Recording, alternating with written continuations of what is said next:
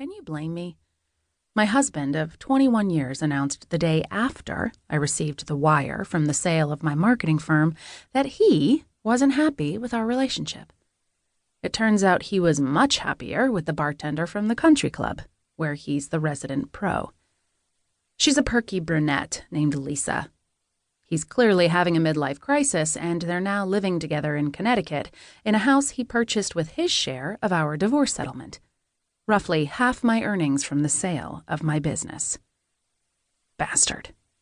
Ah, well, at least he didn't get the thing he'd wanted even more than my money. Full custody of our boys. Matt and Mike, my twin 14-year-old sons. Such smart, gorgeous, mischievous young men. They're in boarding school just 3 hours away, and I miss them terribly. But it's what they wanted as things between me and their father escalated through the divorce courts. I can't say that I blame them for wanting to be away from both of us. The drama was a little much for teen boys to handle. I'm hoping the year at boarding school will allow the dust to settle, and they'll be eager to come live with me again.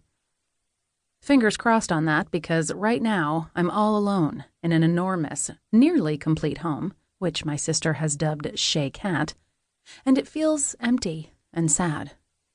That's probably why I spend most of my time at the guest house, Shea Kitty, where Gilly has essentially moved in while his husband Michel gallivants all over the globe, photographing the world's most beautiful models. Still, their marriage seems strong, even though I know Gilly is heartsick about Michel being in such demand and away from home most of the time.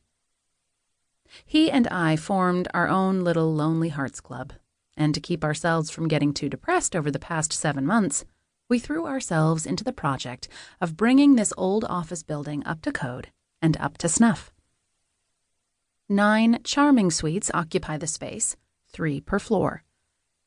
When I initially purchased the building, each suite had a tenant, except for my office here on the ground floor, and one on the 3rd floor, left of the stairs. I'd renovated and decorated that first one, but for some reason I hadn't yet been able to rent it out. Plenty of people had come to take a look at it in the past few weeks, but no one had leased it just yet.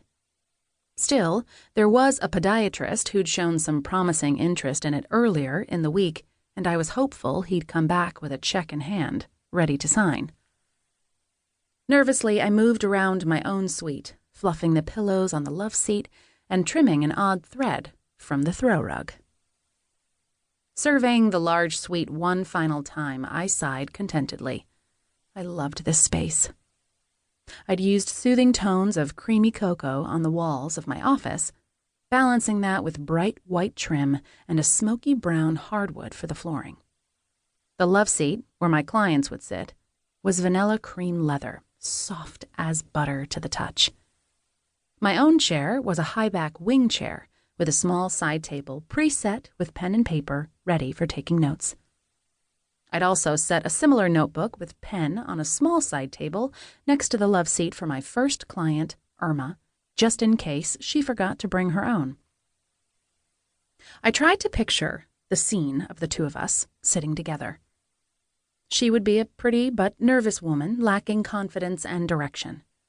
She'd fiddle with her pearls as she told me about herself, and I'd listen to her story and learn what was holding her back. And then I'd lend her some insightful advice, some gentle coaching to steer her in the right direction. And through this process of my trademark listen, learn, lend technique, Irma would gradually evolve, like an awkward duckling, into a confident swan. I imagined her back on that love seat after a few months, fresher, prettier, more styled and confident. She'd be Irma Kirkland 2.0, and she'd rave about her new life and tell everyone how working with me had helped her. Her friends would come to me, and I'd fix them. Then their friends would line up, and soon I'd have a blog, a waiting list, and a massive following. There'd be a book, aptly titled Listen, Learn, Lend, and a morning talk show book tour where I'd turn on the charm and then some producer somewhere would step out of the shadows and suggest a show of my own. I'd be the queen of advice for lost women everywhere. I'd be the new Oprah, and Gilly would be my Gail.